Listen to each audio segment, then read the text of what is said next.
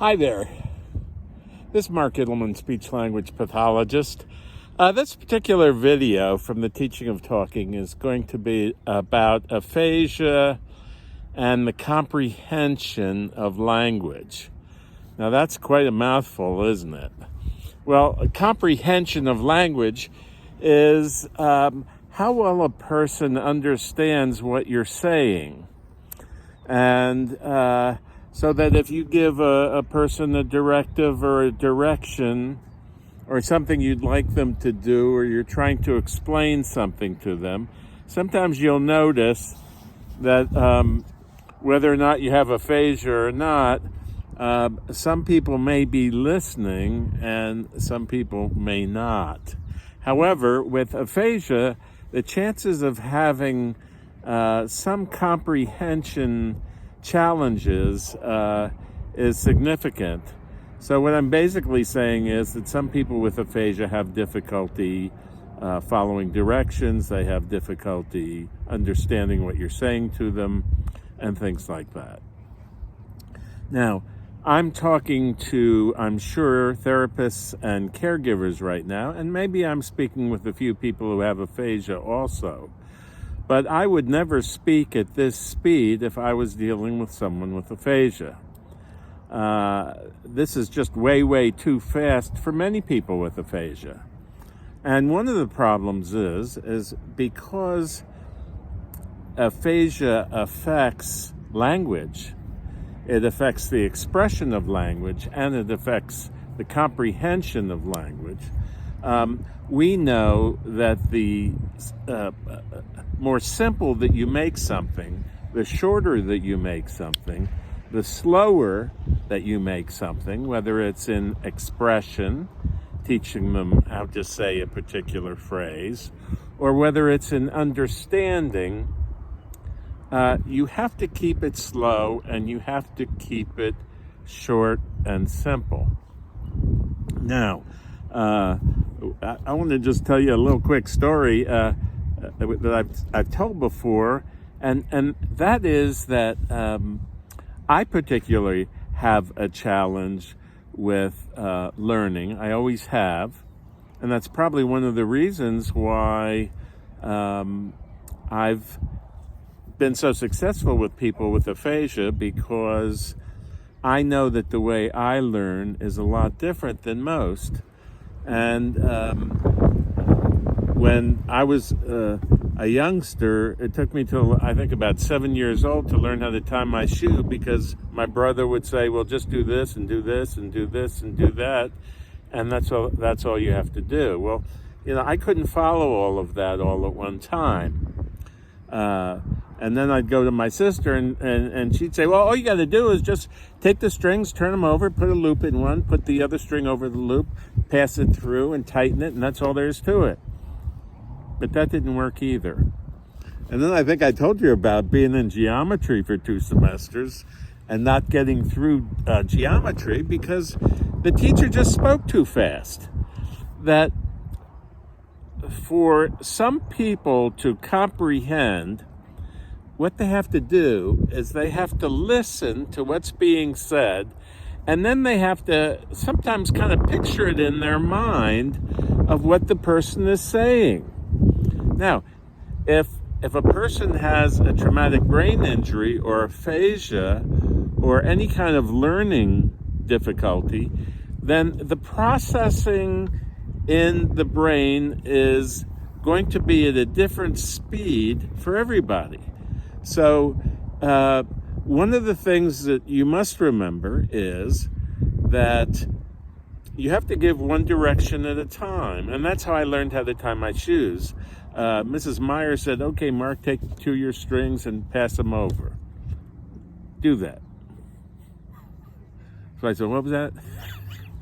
She said, watch and listen. Take the 2 strings and pass them over and then lay them down on top of the shoe.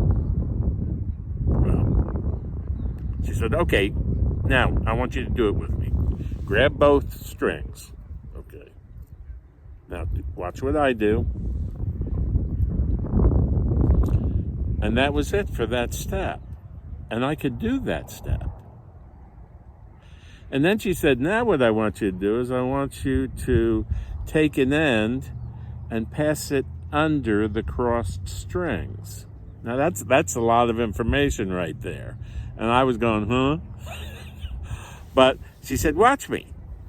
So she did it again. You know, the strings were crossed, and then she took one of the strings and put it underneath the other and brought it out. Okay? So what she did was she gave me one direction at a time. And not only did she give me one direction verbally, but she also wanted me to watch her so that I could watch her do it. Okay? So now I heard what she said. Then I watched what she did. And then I went through the motor process of doing it. And that was 3 input modalities, what we call 3 input modalities. Hearing it, seeing it, and feeling it, and actually doing it while I'm feeling it, okay? So what you need to remember if you are working on comprehension and you find that your child or your loved one or the person with aphasia or your husband or your wife or whoever it may be, okay, if you find that either they have a problem listening, and that's a whole different ball of wax right there, but sometimes that's a part of it too. And if you want to improve listening and improve comprehension, then you've got to take one step at a time, one sentence at a time, and you have to get confirmation from the person that they've understood that one single directive. Now, here's the last thing I want to share with you. That if the person with the developmental language delay or the aphasia only speaks in 1 or 2 words, then I'm going to challenge you to teach them something or communicate to them something in 1 or 2 words. Because the research shows us that the speed at which people talk is the best speed to talk to them.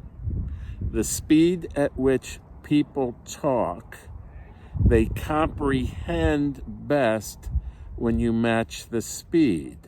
Now, if they have 2 words when they speak, then you match the speed there in 2 words. So you're matching the number of words and the speed.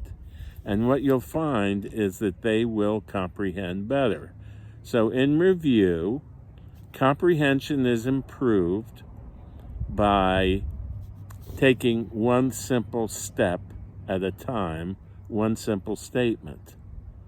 Understand how many words they use. That's the number of words you want to use when you speak to them. Listen to the speed at which they say those 2 words or whatever number of words it is, and you match that speed. And make sure that it's nice and slow, nice and easy, as if you were going to speak to somebody who is just learning language. And you know something? Guess what? They are just learning language. Even if they've talked before, they're just learning language again. They might have the language in their head, but if you want to facilitate it, you've got to kind of go back through the process of like how children learn to speak and only speak to them in 1 or 2 words and in very simple 1 or 2 words. And that's kind of how it goes. So I hope you've liked this little video on how to improve comprehension with aphasia or developmental speech difficulties. And you'll find that people whether they be your husband or your wife or your children or whomever they might be. If you follow some of these principles, you'll find that they'll understand you better, they'll comprehend better, they'll like you better, and they'll sit around and listen more because you're not talking too fast and you're not speaking in a way that's too complex for them. So this is Mark Ittleman. If you like this video, please give us a thumbs up. Down underneath the video are a bunch of links. If you're interested in joining us on Facebook, there's a link there, or Twitter, there's a link there. There's our website, there's a link there. If you want to be on our mailing list, there's a link there. And if you want some mentoring, whether it be in a class, because I work with classes every week, you can find out about that. Or if you want one-on-one mentoring, you can let me know, and there'll be a link down there. So there's all kinds of possibilities for you. So this is Mark Ittleman. I hope you have a great day today. I hope you have a great week. I hope you have a great month. And of course, I hope you have a great lifetime. Bye-bye now.